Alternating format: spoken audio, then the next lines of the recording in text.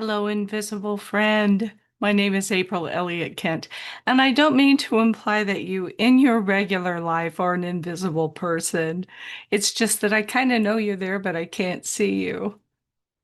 I have been a professional astrologer since 1990, and I am the author of several astrology books. And you can catch up with my adventures at bigsky.astrology.com. Today, I wanted to talk to you about Mercury retrograde. As I record this, we're about 4 days out from another Mercury retrograde period, and we probably are close to a Mercury retrograde as you are watching this, because that is probably how you found this video. But every time Mercury is getting ready to turn retrograde, which I hasten to add, it does 3 times every year for several weeks at a time, the astrological world online kind of loses its collective mind. There is a great gnashing of teeth and wailing and rending of garments about how terrible everything is going to be while Mercury is retrograde. And I truly just don't see it that way. But it is a particular time that has particular requirements for using it in the best way you possibly can. So let's talk about that a little bit today. First of all, it's important to realize that all planets go retrograde. Not the sun and moon, which of course are not planets, but all of the planets. And this is because they move at a different rate going around the sun than we do. During their retrograde periods, we're kind of syncing up with each other, getting reacquainted. And with Mercury, again, that happens several times each year because it's actually going much more quickly around the sun than we are.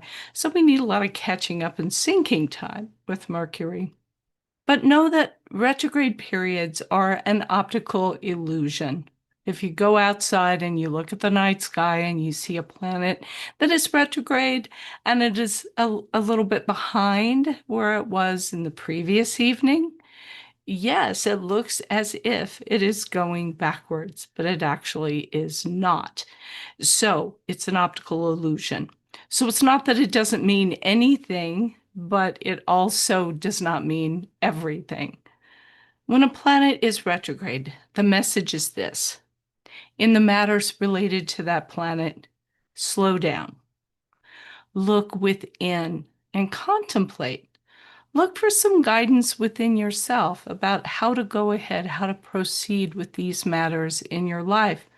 So, what is Mercury about? Mercury rules several distinct areas of life. One is it's like this gigantic planner that you have sitting on your desk, and it holds all of your appointments, all of your deadlines, all of the little things you need to remember to do. To the extent for some of us, we would be quite lost if we didn't have our scheduler. When Mercury is retrograde, it kind of says, get out of that scheduler a little bit to the extent that you can. Make your schedule a little emptier, a little more flexible. I tell myself every year at the beginning of the year, I'm going to do this. I mark Mercury retrograde times in my calendar. And I think, yeah, I'll keep my calendar really light. Things will go much more smoothly. And I forget practically every time.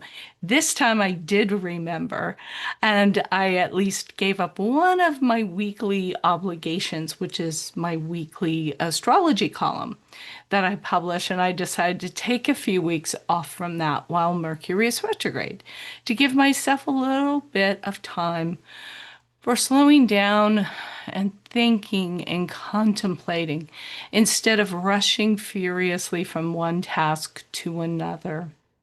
Mercury is also a planet of transportation, of getting from one place to another. And we say it kind of rules planes, trains, and automobiles, although planes might be a little more Jupiterian.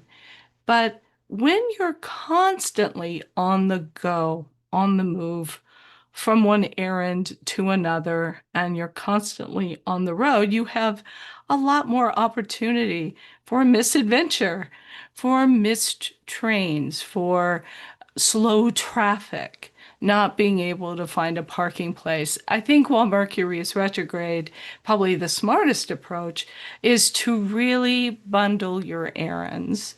And the things that require you to go outside of your house. It's not that you don't want to go anywhere, but if you can cut down on the number of times in a day you're running out to get in the car or catch a train or whatever you need to do, sometimes that can go a little more smoothly. And Mercury is also about the ways that we communicate with each other. So computers, phones, these are ways that we often communicate with the outside world. So, a lot of times you'll get the advice, and I don't disagree with this, that when Mercury is retrograde or when it's getting ready to turn retrograde, you should back up your computer and your phone and these kinds of things just in case. I don't think it's a bad idea. You should do that periodically anyway. And if Mercury retrograde times are prompt to do that, I think that is great. I think that if we're communicating too much with the outside world while Mercury is retrograde, again, we're going against his wishes. His wishes are that we spend more time in quiet contemplation and listening to ourselves. Now, you're not going to do that for a solid 3 weeks while Mercury is retrograde, but less of it, less of the output of ideas and thoughts constantly going out into the world. When again, ideally, you would go within just a little bit more. I think that another thing I would do while Mercury is retrograde is to revisit. We always like any words when Mercury is retrograde that begin with RE. So rereading old books, rewatching movies that you love, or TV series maybe that you haven't seen in a long time can actually be very replenishing. I was talking to a friend the other day who really doesn't like to do this. She says that when she has read a book or watched a movie or a TV show, that's it for her. She has no interest in revisiting it. And I'm exactly the opposite. I have emotional support books that I read every single year, or movies that I've watched again and again, or TV series. The reason I like to do that is, first of all, for me, it's almost like listening to an old song that I love, that really, in a voice that really means something to me.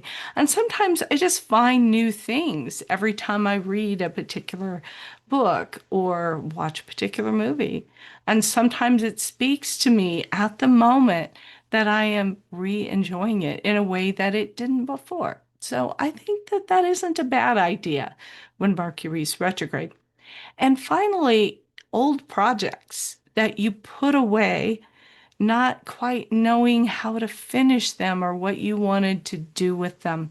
Sometimes in the intervening time since you started it, maybe you will now see it differently. Maybe you have the key to untangling whatever it was that was keeping you from finishing that project. So those are all really good things to do while Mercury is retrograde. Basically, I feel like it's a little vacation for my brain. Not that I'm not going to think at all, but it's that wonderful unspooling thing that you get if you're sitting and looking out the window and watching the trees flying around and the birds and people walking by. It's a way for your brain to relax from that intense cognitive work and go into that space that's oh, a little more relaxing and even a little more creative.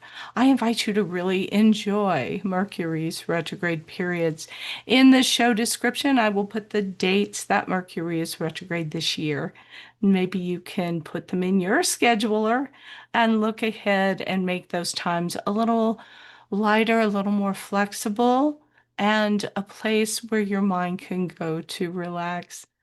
I hope that you have enjoyed this, and I hope that in some small way, I have encouraged you to look at Mercury's retrograde periods not with horror or apprehension, but sort of like a delicious little mini vacation.